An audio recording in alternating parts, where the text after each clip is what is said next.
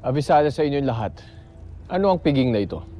Hindi piging, kundi isa ring pagpupulong, mahal na Rama, upang pag-usapan ng ibang batas na lilikhain para sa Sapiro, sa inyong tulong. Kaya, Meros, samahan niyo ng Rama.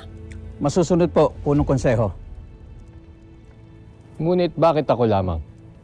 Bakit hindi nyo inimbitahan si Hara Armea? Ikaw ang kumakatawan para sa kanya.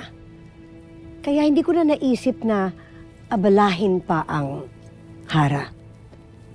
At alam ko naman na pag-uusapan yung dalawa ang mangyayari dito sa pagpupulong. Mga konseho, umpisa na natin.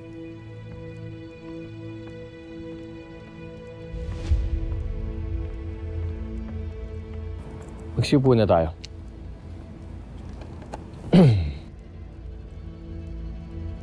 Habang abala dito ang Rama, wala siyang kamalay-malay na ito ng huling gabi ni Armea.